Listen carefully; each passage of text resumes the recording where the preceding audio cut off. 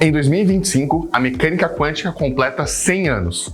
E o que antes era só teoria para explicar o mundo atômico e subatômico, hoje é realidade dentro dos chips que movem celulares, computadores e inteligência artificial. Entrevistamos pesquisadores que usam a física quântica no dia a dia para te explicar o porquê que a mecânica quântica é tão importante e vai se tornar um protagonista ainda maior daqui a alguns anos com a computação quântica. Se você ama vídeos de tecnologia, você vai amar os outros conteúdos aqui do nosso canal. E ainda mais porque em breve lançaremos a websérie da ciência de ponta no Brasil, o HPC Spotlight. Aproveita e já se inscreve no canal da Versados HPC para não perder nenhum conteúdo que vai te ajudar a estar à frente dos grandes debates da ciência produzida aqui no Brasil.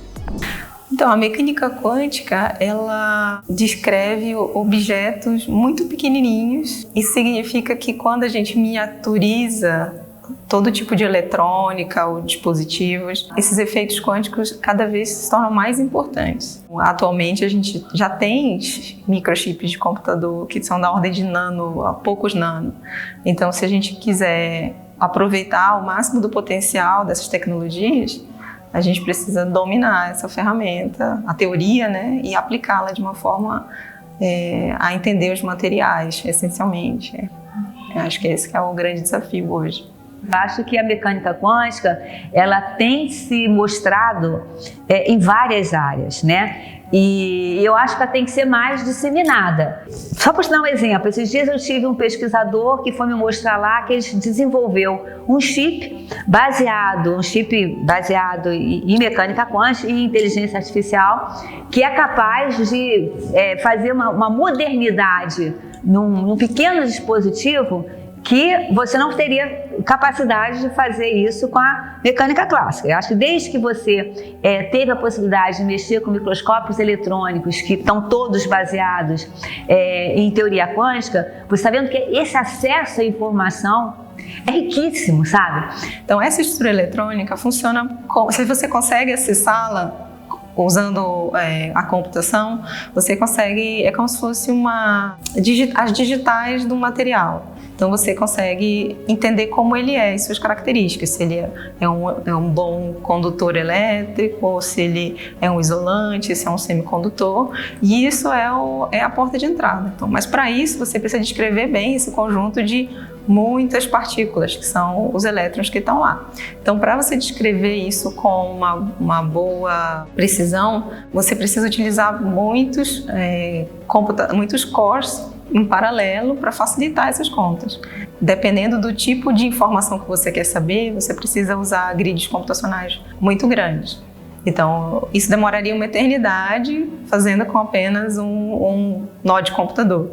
Então, quando a gente divide essa tarefa para muitos processadores na computação em paralela, isso facilita e torna possível a gente estudar outro tipo de problemas. Então, se eu tenho um cristal enorme e eu quero entender o problema de uma impureza dentro desse cristal, ou outros defeitos, então isso precisa de uma definição melhor da descrição no espaço do comportamento dos elétrons. Então, para ganhar essa definição, eu preciso aumentar o meu grid computacional. Então, isso é importante. Mais recentemente, a gente tem estudado também a topologia desses sistemas, porque isso se mostrou muito importante, de certa forma, no desenvolvimento da própria computação quântica, né? A gente vive sendo deparado com a notícia de que estamos chegando próximo do fim do mundo computacional em termos de limite, né, de tamanho, né? E aí o desenvolvimento de outras maneiras de abordar esse problema, né, de computacional vem sendo desenvolvido por várias áreas diferentes, né? Temos a informação quântica. Tem um neurocientista, né, brasileiro, o Miguel Nicoleles, que ele fala que a gente tenta... Porque a máquina mais familiar da gente é o nosso cérebro, né, que a gente convive desde a nossa existência, né? E aí ele diz que a nossa tentativa de tentar entender e transcrever o cérebro por meio de uma coisa digital é totalmente furada, né? Que toda nosso entendimento é tudo meio que analógico, né? O cérebro é analógico, ele não trabalha com bits, não é digital. Então, acho que promover outras maneiras de abordar esse problema da computação, né? Uma coisa meio uma simbiose aí da biologia, das próprias coisas que já formam o universo. Em termos da computação, acho que é o caminho assim, para o futuro, mas já estou dando muito palpite, fugindo um pouco do que eu entendo. E cabe a nós mostrar todas essas teorias, né, que são teorias que vieram dos experimentos, foi a evolução que a gente conseguiu mostrar que é necessária a mecânica quântica, né, para descrever esse universo microscópico, e que tem se mostrado cada vez mais com utilidades em várias áreas do dia a dia dos povos, né, que estão avançando, né, na modernidade, né, cada vez mais com acesso a efeitos da mecânica quântica.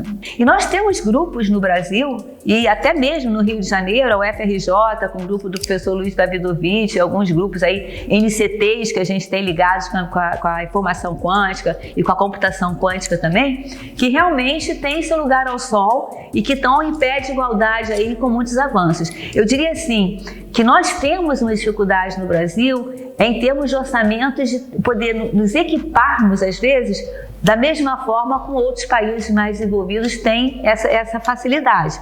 Mas em termos de qualificação, de expertise, de aprendizado, a gente tem aí gente que não só pode contribuir para esses avanços, como vem contribuindo para esses avanços.